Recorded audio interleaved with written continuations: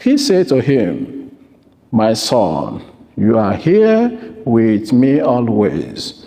Everything I have is yours. But now we must celebrate and rejoice because your brother was dead and has come to life again. He was lost and has been found." The Gospel of the Lord.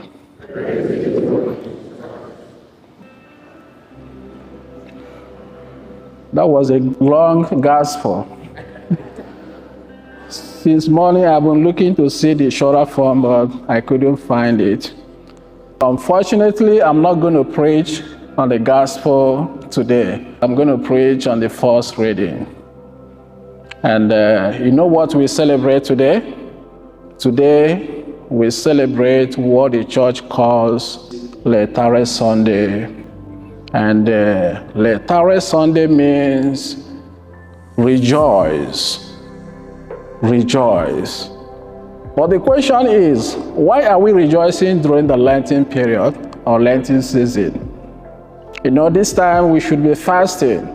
We should be giving almsgiving. We should be praying. But today we are told to rejoice. I think it's because of the first reading today. We see the people of Israel, they have already journeyed from Egypt. They have stayed 40 years in desert. But today, they have tasted the produce from the promised land. And that is what we are celebrating today. We are celebrating in anticipation of the Easter season, the day of the resurrection. That is what we are celebrating today. But as the church tells us to rejoice today, that doesn't mean that we go inside, we not do anything again. The Lenten period or season has already ended. No, that is not what the church is trying to tell us today. There was a time they enjoyed staying in the desert. Because of what? Because of the manna. They were enjoying the manna. In the morning, they didn't need to work. They woke up in the morning, they eat the manna. In the evening, they asked God, "We don't want to eat the manna again." And God provided the meat for them, and they ate. When their enemies were trying to fight them, God fought for them. So in the desert, God provided everything for them. And that is why many of them didn't want to go to the promised land.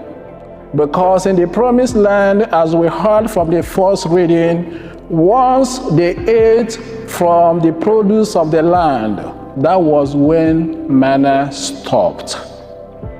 Why did the manna stop? That is the message this morning. The manna stopped because now God has taught them.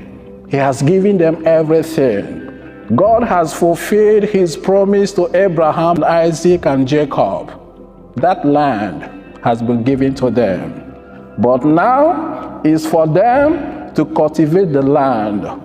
It's now for them to harvest from the land. God is not going to do that. They are the ones that will do that.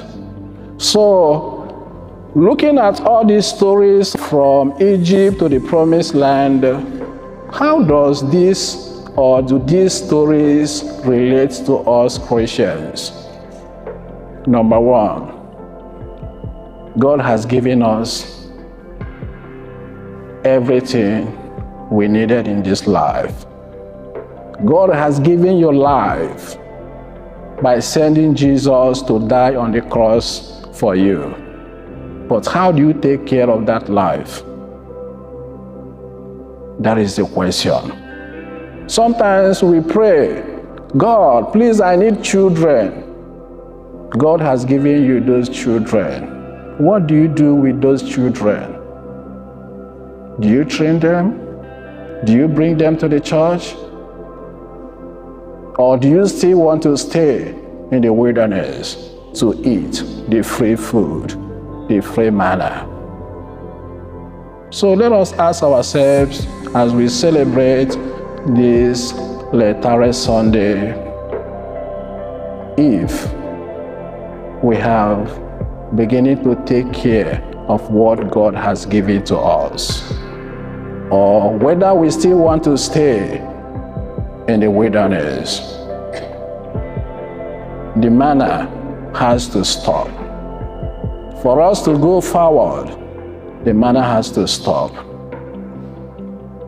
That manna has to stop. And the manna we are talking about is the physical manna. But the spiritual manna is not going to stop, which is the Eucharist we receive every day, every Sunday. That is the new manna. And we have to receive Him every day to sustain us in the world we live now. Because the world we live now is like the people of Israel being in the wilderness. In the wilderness, they were sustained by the physical manna. But in the world we live today, we are to be sustained with the spiritual manna, which is Jesus. And we pray that God will help us as we pass through our own desert experience.